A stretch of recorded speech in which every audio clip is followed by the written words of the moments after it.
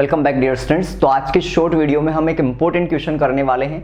इस तरीके के क्वेश्चन अक्सर स्टूडेंट्स को प्रॉब्लम्स होती है जो जेनेटिक्स के न्यूमेरिकल बेस्ड क्वेश्चन होते हैं। तो आज हम एक क्वेश्चन यहाँ पर देख रहे हैं। देखिए क्वेश्चन है हमारा, a DNA segment have 1000 base pairs, then find out the number of pentose sugar, number of phosphodiester bond, number of ester bond and number of N glycosidic bond and number of bases. देखिए एक ही जो आपका question है actual में इसके अंदर यहाँ पर कई सारे क्वेश्चन पूछ लिए गए इसके अंदर, यानी कि 5 क्वेश्चन पूछे गए आपको एक डेटा देकर।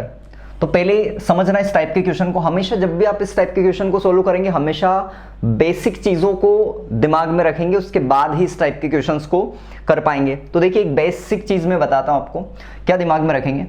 देखिए एक जो डीएनए है हमारा, इस डीएनए का मान लीजिए डीएनए डबल स्ट्रैंडेड होता है और उसकी दोनों जो चेन्स होती है, ये एक मान लीजिए 3 प्राइम टू 5 प्राइम पोलैरिटी वाली चेन है, जबकि दूसरी जो है वो 5 प्राइम टू 3 प्राइम पोलैरिटी वाली चेन है। ठीक है, दोनों आपस में हाइड्रोजन बॉन्ड से कनेक्टेड होती है। ये मान लीजिए हम मानते हैं कि जैसे एक स्टेयरकेस है, एक सीढ़ी है हमारी, ये मान लीजिए सीढ़ी इस जगह से स्टार्ट हुई है इस पर्टिकुलर पॉइंट से और ये वापस से इस पर्टिकुलर पॉइंट तक ही पहुंच जाती है। तो इसको हम क्या कह रहे हैं, 360 डिग्री रोटेशन। ठीक है, तो ये 360 डिग्री रोटेशन पर जो हमारा डीएनए है इसमें टोटल 10 स्टेप्स होते हैं। टोटल कितने स्टेप्स मिलेंगे आपको? 10 स्टेप्स मिलेंगे 360 डिग्री रोटेशन पर। और यानी कि ये एक स्टेप हुआ, ठीक है, और इस एक स्टेप के बीच की जो डिस्टेंस होती है वो होती है 3.4 एंगस्ट्रॉम या फिर हम कह सकते हैं 0.34 नैनोमीटर। ठीक है, तो यानी कि टोटल 10 स्टेप्स की कितनी हो जाएगी, 34 एंगस्ट्रॉम या फिर 3.4 नैनोमीटर। ठीक है, तो ये 360 डिग्री रोटेशन की हमारी टोटल एक पिच ऑफ हेलिक्स जिसे हम कहते हैं वो कितना हो जाएगा, 34 एंगस्ट्रॉम या फिर 3.4 नैनोमीटर।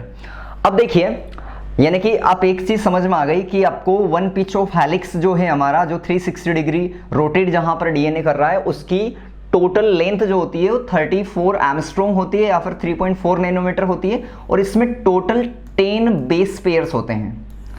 टोटल 10 बेस पेयर मतलब एक बेस ये और इसके सामने वाला एक बेस होगा, इसलिए क्या हो जाएगा, एक बेस पेयर, ये एक बेस पेयर, ये एक बेस पेयर, इस तरीके के टोटल कितने होंगे, 10 बेस पेयर्स होंगे। क्लियर है? और इन बेस पेयर्स में कौन होते हैं, एडेनिन के सामने थाइमिन होता है जो कि 2 हाइड्रोजन बॉन्ड्स के द्वारा जुड़ा हुआ होता है, जबकि ग्वानिन से साइटोसिन जो है वो 3 हाइड्रोजन बॉन्ड से जुड़ा हुआ होता है। तो ये हमारे बेस पेयर्स होते हैं। अब समझना इस क्वेश्चन में क्या आपको कहा गया, आपसे बोला गया कि नंबर आपके पास में टोटल 1000 बेस पेयर्स दे रखे हैं। बेस पेयर्स ध्यान रखेंगे, बेस पेयर्स का मतलब है ये डीएनए की 2 स्ट्रैंड आपके हो गए, दोनों के बीच में सिंपल सी बात है हाइड्रोजन बॉन्ड्स होंगे। ठीक है, एक ये 3 प्राइम टू लेकर 5 प्राइम पोलैरिटी वाला स्ट्रैंड है, जबकि दूसरा वाला जो है वो 5 प्राइम टू 3 प्राइम पोलैरिटी वाला स्ट्रैंड है। ठीक है, अब यहां पर आपसे क्या बोला है, टोटल 1000 बेस पेयर्स हैं, यानी कि सिंपल सी बात है बेसिस भी कितने होंगे, इस एक स्ट्रैंड में 1000 बेसेस होंगे और इस दूसरे वाले स्ट्रैंड के अंदर भी 1000 बेसेस होंगे। क्लियर है? मतलब टोटल बेस पेयर्स आपको बोला गया है 1000 है, यानी कि टोटल बेसिस कितने हो गए, 1000 ये और 1000 ये, यानी कि टोटल 2000 बेसिस है। बेस पेयर 1000 है तो बेसिस कितने हो गए, 2000। ठीक है, अब समझना अच्छे से। अब आपको यहां पर क्या बोला गया, नंबर ऑफ पेंटोस शुगर आपको इसमें बताना है। क्या होता है ये समझना सबसे पहले। देखो एक जो डीएनए है उसकी स्मॉलेस्ट यूनिट क्या होते हैं, न्यूक्लियोटाइड्स होते हैं। स्मॉलेस्ट यूनिट डीएनए की क्या है, न्यूक्लियोटाइड्स है, बिल्कुल दिमाग में रखेंगे। तो अब एक न्यूक्लियोटाइड जो होता है वो किससे बना होता है, एक न्यूक्लियोटाइड के स्ट्रक्चर के अंदर हमें 3 चीजें मिलती हैं। एक तो होती है पेंटोस शुगर, एक होता है नाइट्रोजन बेस और एक होता है फॉस्फेट। ये 3 चीजें आपको मिलती हैं। ठीक है, तो क्या क्या मिलता है, पेंटोस शुगर, नाइट्रोजन बेस और फॉस्फेट। इसको थोड़ा सा स्ट्रक्चरली भी हम समझ लेते हैं। शॉर्ट में मैं पूरा प्रॉपर स्ट्रक्चर नहीं बना रहा हूं यहां पर एक सिंपल से समझ लीजिए। मान लीजिए ये हमारी C1 C2, C3, C4, ये ऑक्सीजन होगा यहाँ पर, और ये C5 वाला कार्बन है। यहाँ पर ये एक पेंटोस शुगर है। पेंटोस शुगर में C1 पे मान लो कोई भी नाइट्रोजन बेस जुड़ा होता है, जैसे यहाँ पर मान लेते हैं हम एडिनिन जुड़ा हुआ है, ठीक है, और 5th वाले कार्बन पर यहाँ पर फॉस्फेट जुड़ा होता है, ठीक है। तो ये एक हमारा न्यूक्लियोटाइड बन गया। तो एक न्यूक्लियोटाइड के स्ट्रक्चर में क्या क्या है, एक पेंटोस शुगर है, ये पेंटोस शुगर है हमारी, एक फॉस्फेट है और एक नाइट्रोजन बेस है। जो यहां पर आपको नाइट्रोजन बेस दिख रहा है, ये पेंटोस शुगर से एन ग्लाइकोसाइडिक बॉन्ड के द्वारा लिंक्ड होता है। क्या होता है, एन ग्लाइकोसाइडिक बॉन्ड। जबकि यहां पर अगर हम बात करते हैं तो ये वाला पार्ट जो है ये होता है ईस्टर बॉन्ड। तो एक फॉस्फेट जो होती है वो एक न्यूक्लियोटाइड में, मतलब पेंटोस शुगर से ईस्टर बॉन्ड द्वारा लिंक्ड होती है, ठीक है। तो यहां पर ये समझ में आया कि यानी कि पेंटोस शुगर और जो नाइट्रोजन बेस है उसके बीच में एन ग्लाइकोसाइडिक बॉन्ड होगा।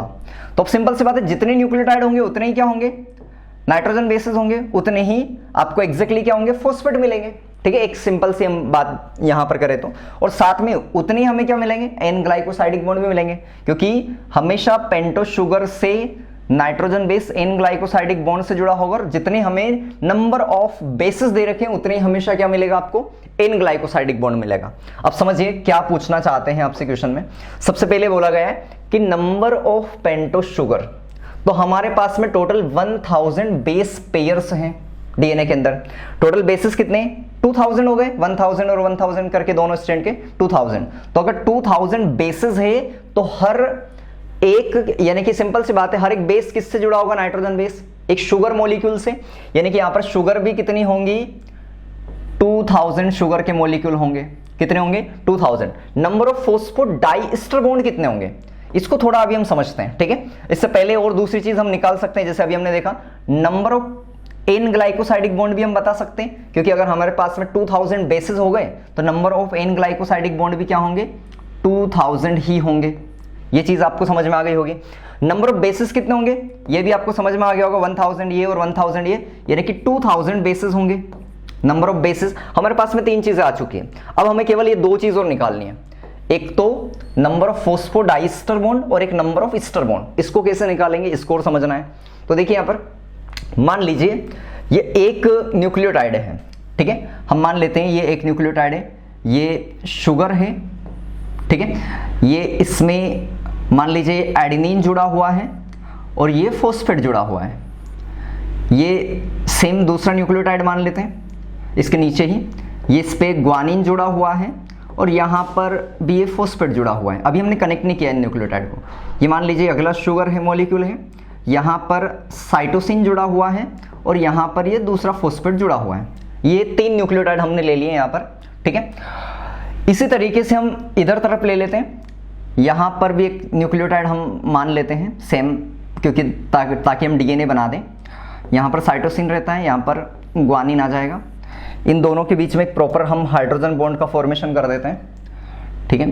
तो एडेनिन और थाइमिन के बीच में 2 हाइड्रोजन बॉन्ड, ग्वानिन साइटोसिन के बीच में 3 हाइड्रोजन बॉन्ड, साइटोसिन ग्वानिन के बीच में 3 हाइड्रोजन बॉन्ड, ठीक है। अब इसको भी एक न्यूक्लियोटाइड बना देते हैं प्रॉपरली, ताकि आपको प्रॉब्लम ना हो इसमें कुछ भी। तो देखिए यहाँ पर इसको थाइमिन को हम किससे, ये शुगर हो जाएगा हमारा, और यहाँ पर ये क्या हो जाएगा, ये फॉस्फेट, यहाँ पर फॉस्फेट नहीं होगा, यहाँ पर OH होगा, ये उल्टी चेन हो जाएगी। तो ठीक है, हम समझेंगे जब आप स्ट्रक्चर को हम देखेंगे तो आपको समझ में आ जाएगा पार्ट प्रॉपरली, और जिनने पढ़ रखा होगा उनको डेफिनेटली समझ में आ रहा होगा, ठीक है। और ये यहाँ पर क्या होगा, फॉस्फेट,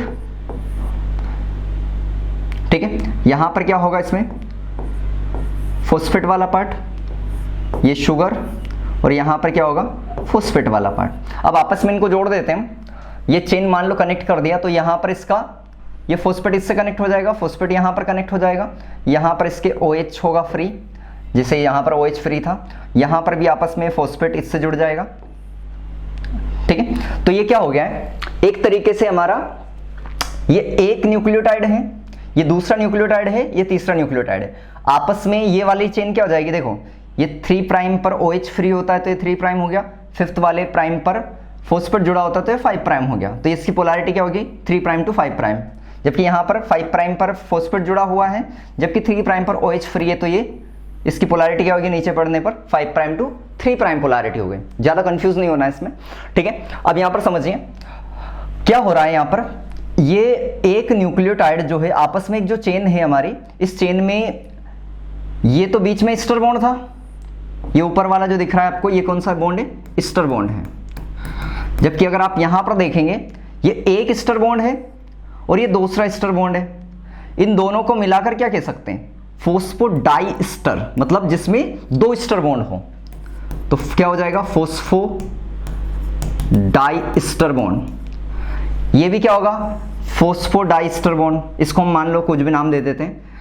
ये हमने एक तरीके से ए नाम दिया, तो ये ए नाम जो है हम यहां पर भी दे रहे हैं, इसका नाम क्या है, फोस्फोडाइस्टर बॉन्ड, ठीक है।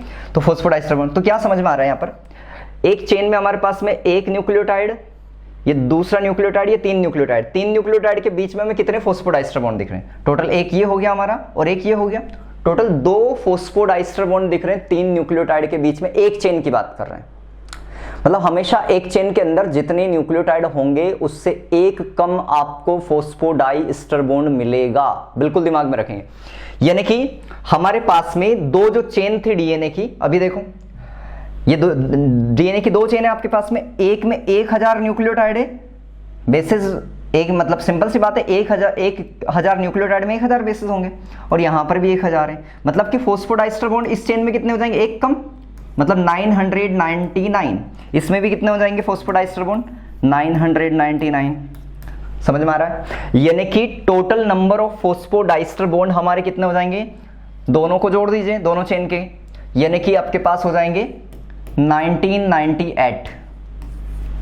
क्लियर है, total number of phosphodiester bond कितने हो जाएंगे, 1998 फोस्फोडाइस्टर बॉन्ड हो जाएंगे। वहीं अगर हम बात करें ईस्टर बॉन्ड, अब ईस्टर बॉन्ड कैसे निकालेंगे, पहली चीज तो हमेशा एक फोस्फोडाइस्टर बॉन्ड में 2 ईस्टर बॉन्ड होते हैं, एक फोस्फोडाइस्टर बॉन्ड में 2 ईस्टर बॉन्ड होंगे, तो एक तो दुगना आप इसका कर देंगे तो कितना हो जाएगा 998 ये आ रहा है, यानी कि 3996, ये तो दुगने के आ गए। उसके बाद हमेशा क्या मिलेगा आपको, एक चीज और देखिए एक ईस्टर बॉन्ड और आपको एक्स्ट्रा मिलता है एक चेन में, जैसे देखिए ये 2 फोस्फोडाइस्टर बॉन्ड में तो हमें 4 मिल गए और एक और ये ईस्टर बॉन्ड मिल रहा है, इसी तरीके से दूसरी चेन में भी एक एक्स्ट्रा मिलेगा, यानी कि टोटल कितने 2 और एक्स्ट्रा हो जाएंगे। तो फोस्फोडाइस्टर बॉन्ड का हम दुगना कर देंगे तो एक तो फोस्फोडाइस्टर बॉन्ड में जो ईस्टर बॉन्ड है वो हमारे निकल जाएंगे, साथ में हम 2 और एडिशनल करेंगे, क्योंकि एक्चुअल में एक चेन के अंदर एक एक्स्ट्रा और ईस्टर बॉन्ड होता है। तो टोटल कितने हो गए हमारे ईस्टर बॉन्ड के नंबर्स, देखो 3996 तो इसके हो गए प्लस 2 और हो जाएगा, तो टोटल कितने हो जाएंगे 3998, कितने आ जाएंगे 3998 ईस्टर बॉन्ड आ जाएंगे। तो ईस्टर बॉन्ड के नंबर क्या आ गए 3998। थोड़ा सा ध्यान रखेंगे, जिनको ये अच्छे से पता है उसको आई होप कि पूरी तरीके से समझ में आ गया होगा, पर ये क्वेश्चंस बहुत एक तरीके से उस टाइप का क्वेश्चन था जिसको हमने कई सारे क्वेश्चन इसमें कन्वर्ट किया है।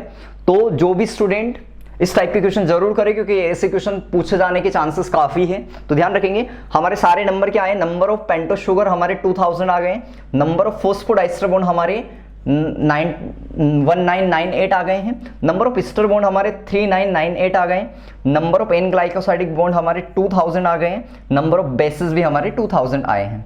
तो ये इस क्वेश्चन के अंदर हमारे सारे जो है आंसर आए हैं। आई होप कि आपको ये क्वेश्चन जो है अच्छे से इस तरीके के क्वेश्चन की आप प्रैक्टिस ज़्यादा से ज़्यादा करिए, और डेफिनेटली आप इस तरीके के क्वेश्चन अगर आप, क्योंकि एक अलग तरीके का आपको जो है कॉन्फिडेंस देंगे, क्योंकि जेनेटिक्स के अंदर न्यूमेरिकल वाला पार्ट जो है अधिकतर स्टूडेंट का जनरली वीक होता है।